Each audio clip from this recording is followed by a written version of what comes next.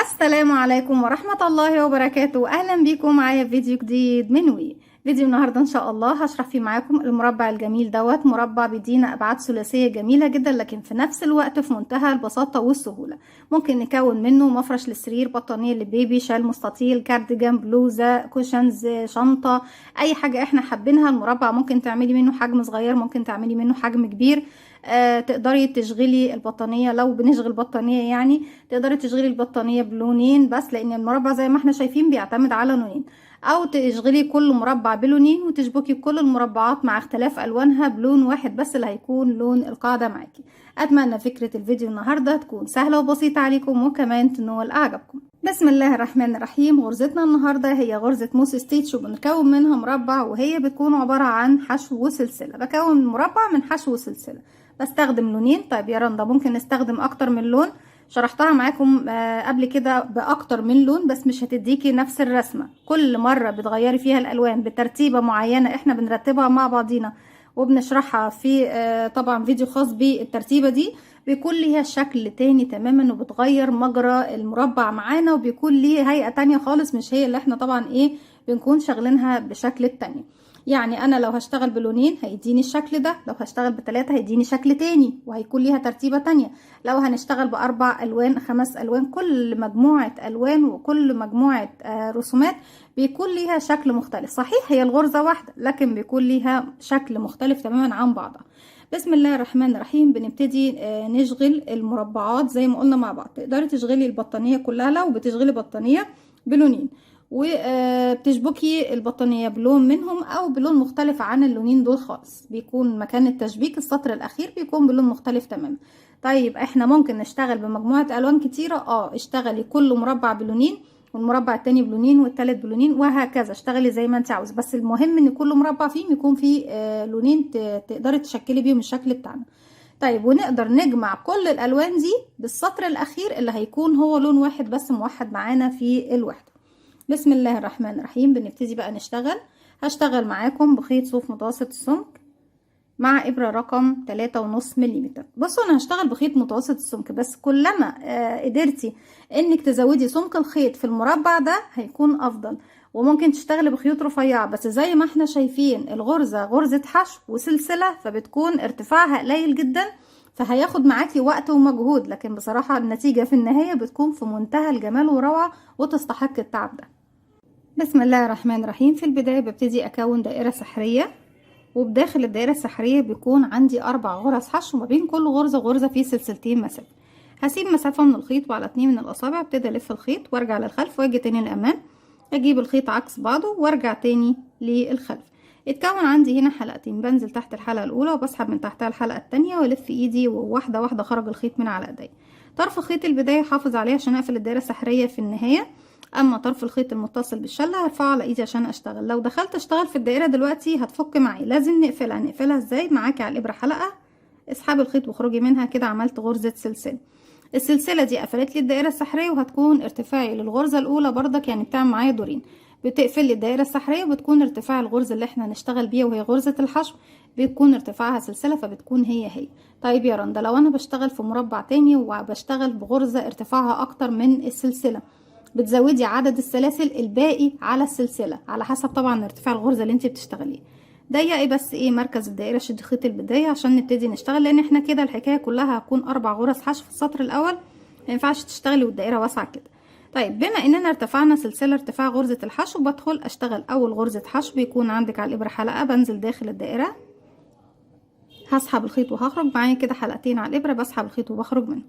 بعد كل غرزة حشو باخد سلسلتين، 1 2، تاني غرزة 1 2 سلسلة، تالت غرزة 1 2 سلسلة، رابع غرزة 1 2 سلسلة، وكده خلصنا ال4 غرز وال4 2 سلسلة. بسحب بقى خيط البداية، بقفل المربع بتاعي زي ما احنا شايفين بالشكل ده. هبتدي اروح لأول غرزة اشتغلتها، بدخل تحت حرف الفي ليها واسحب معايا خيط البداية، نبتدي نخفيه معانا واحنا شغالين. بسحب الخيط بقى من تحت الحلقة دي وكمان الحلقة اللي عندي على الابرة بغرزة منزلقة. طيب احنا بنشتغل بلونين زي ما قلنا، هيكون معايا اللونين على مدى ارتفاعك لحجم المربع كله. ممكن لو هتعملي بطانية بيبي او مفرش سرير تعمليها كلها بمربع واحد بس بنفس الشكل والرسمة اللي احنا شايفينها دي يا بنات. يعني مش شرط انك تشغلي مربعات وتشبكيها في بعضها، لا، انت ممكن تشغلي المربع كله لغاية ما توصلي لحجم البطانية كمربع واحد. بجيب بقى خيط جديد، بسيب منه مسافة بسيطة، الف الخيط حلقة على الهواء، بدخل داخل الحلقة، اسحب الخيط واخرج منها، وطرف الخيط بشده بقى في العقدة البداية. بسحب الحلقة دي من الحلقة اللي عندي على الابرة، بشد اطراف الخيوط كويس. طيب انا الخيط اللبني، طالما بتشتغلي بخيطين، الخيوط اللي هي البداية دي كلها هخليها معايا هشتغل عليه. اما الخيط دوت اللي هو اللبني مش هشتغل عليه، فبالتالي ايه، هقفل بس لغاية ما اروح للزاوية وهسيبه في المكان ده. هنروح للزاوية بغرزة منزلقة، معايا كل الخيوط على الابرة، بدخل تحت السلسلتين وبسحب بغرزة منزلقة. كده انا اضفت اللون الجديد. اللون اللبني ده السطر اللي جاي هسحبه، بس هنتعلم مع بعض حاجة. انا دلوقتي شغالة لونين، اللون ده هخليه في الاتجاه ده واللون ده هخليه في الاتجاه ده. دايما تفتكري انك حاطة كل واحد في اي اتجاه، علشان ما تفضليش تبرمي في الخيط وتجيبي ده مكان ده وده مكان ده، هتلخبطي الدنيا وتعقدي الامور. تمام. هبتدي بقى انا دلوقتي بشتغل باللون التريكواز اللي هو الازرق الغامق. هرتفع سلسلة. طيب انا عندي هنا ايه، في 4 زوايا، الاربع غرز حشو انا ما بشتغلش فوقيهم، يعني انا فوقيهم ما بشتغلش، بشتغل فوقيهم سلسلة لكن مش شغل غرزة. بنبتدي بقى داخل كل زاوية بكون حشو سلسلتين حشو. احنا ارتفعنا سلسلة كده، بدخل هاخد معايا خيوط البداية بس، الخيط ده هخليه هنا اهو، ماليش علاقة بيه دلوقتي، هاخد بس خيوط البداية اخفيها معايا وانا شغال. نشتغل غرزة حشو وسلسلتين، 1 2، وفي نفس الفراغ كمان غرزة حشو. انا كده كونت الزاوية الاولى، ودايما في كل زاوية هيكون حشو سلسلتين حشو. تمام. هبتدي فوق غرزة الحشو باخد سلسلة واحدة بس. طيب بروح للزاوية التانية، هشتغل تاني حشو، 1 2 سلسلة، وكمان مرة في نفس الفراغ حشو. مش هتصدقوا طبعا البساطة وسهولة المربع ده، على الرغم من الشكل والمنظر اللي ايه طلع معانا في النهاية. كده خلصنا الزاوية، سلسلة فوق الحشو اللي تحت وبسيبها، وبروح فوق الزاوية اللي بعدها حشو سلسلتين، 1 2، وكمان مرة في نفس الفراغ كمان غرزة حشو سلسلة. هنسيب الحشو واروح للزاوية، بشتغل حشو سلسلتين، وكمان مرة في نفس الفراغ غرزة حشو. دلوقتي خلصت ال4 زوايا، باخد سلسلة، وطبعا هنروح بقى هنا ايه لاول غرزة اشتغلتها عندي هنا، المكان اللي انا بقفل فيه ماليش علاقة بيه تماما. تمام يا بنات. هروح بقى هنا اهو لاول غرزة اشتغلناها، لسه معايا جزء من خيط البداية، واقفل بغرزة منزلقة. كده السطر رقم 2 خلاص تم. طب انا محتاجة اغير اللون، انا المفروض ان اللون ده بسيبه فين، بسيبه هنا الجهة التانية، وبسحب اللون اللي عندي اللي هو المختلف. هسحب الحلقة دي من تحت الحلقة دي، الخيط بجيبه معايا اللي هو الازرق الغامق لغاية الزاوية بس، وانزل من تحت السلسلتين، امشي بغرزة منزلقة. هنا بقى هسيب التركواز ده الناحية دي، وهسحب بس الخيط اللي انا بخفيه. تاني برجع اكرر سلسلة ارتفاع داخل كل زاوية من الزوايا ال4، بشتغل حشو سلسلتين حشو. يبقى كده 1 حشو، 1 2 سلسلة، وكمان مرة داخل الفراغ 1 حشو. طيب انا عندي هنا دلوقتي تحت كان عندي 4 زوايا بس، يعني كنت بشتغل في كل زاوية حشو سلسلتين حشو. انا هنا عندي الزاوية والزاوية، وتكون عندي فراغ في النص اللي انا كنت باخد اللي هو مكان السلسلة اللي كنت باخدها تحت، يعني عندي فراغ زيادة. الفراغ اللي في النص دوت انا بشتغل فيه مرة واحدة بس، يعني غرزة حشو واحدة بس.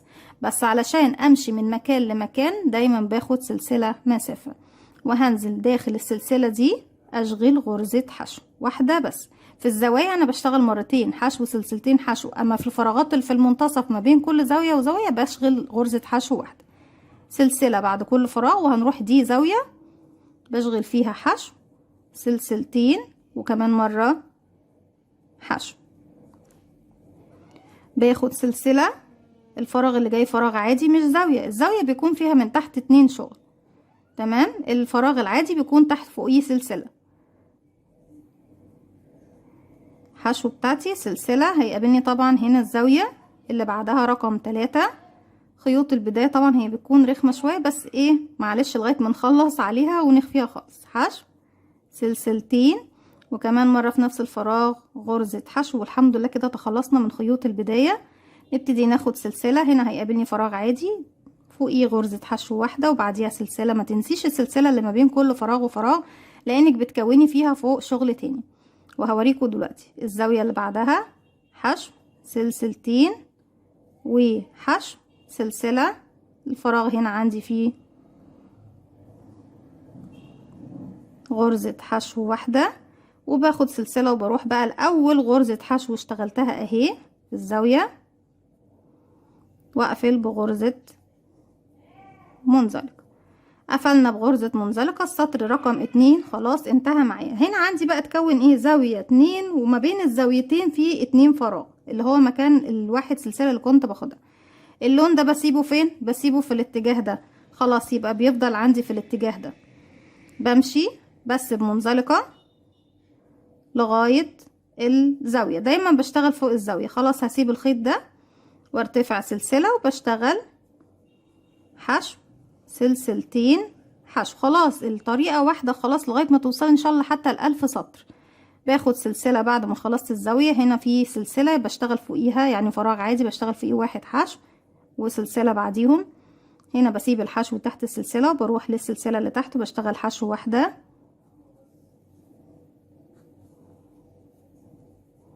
سلسلة. هنا عندي زاوية لان فيها 2 مرة شغل من تحت، بشتغل فيها حشو سلسلتين وحشو في نفس الفراغ، سلسلة حشو واحدة، سلسلة حشو واحدة، سلسلة زاوية، يعني حشو سلسلتين حشو حشو سلسلتين وحشو سلسلة حشو واحدة، سلسلة حشو واحدة، سلسلة. هيقابلني زاوية يعني حشو سلسلتين حشو،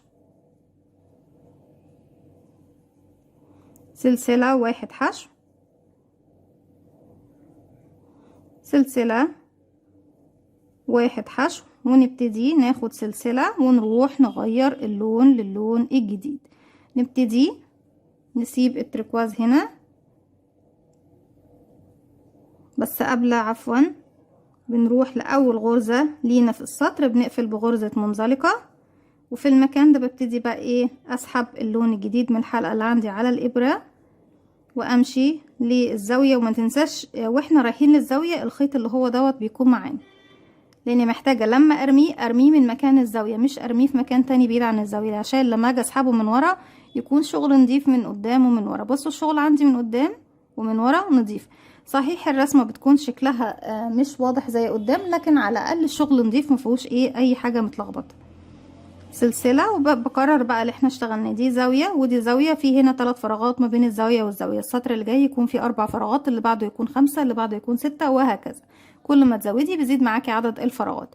بنشتغل في الزوايا دايما حشو سلسلتين وحشو سلسلة، مسافة ما بين كل فراغ وفراغ. هنروح للفراغ اللي بعده، فوق السلسلة بشغل غرزة حشو، باخد سلسلة بسيب تحتها الحشو اللي تحت، واروح فوق السلسلة اشغل حشو سلسلة، وهكذا حشو سلسلة. هنقابل هنا دلوقتي الزاوية التانية حشو سلسلتين وحشو في نفس الفراغ، وبكرر دوت لغاية ما اوصل الى نهاية السطر بالشكل ده زي ما احنا شايفين. خلاص طريقة مفيش اسهل وابسط منها، وهي اللي بفضل اكررها لغاية ما بوصل لحجم المربع اللي انا محتاجاه. وبعد كده بشبك المربعات ببعضها. صحيح المربع ده مش قد المربع ده، بس هشرح لكم طريقة التشبيك في جزئية بسيطة من المربعين. سلسلة كده وحشو. نخلص بس السطر ده زي ما احنا شايفين اهو.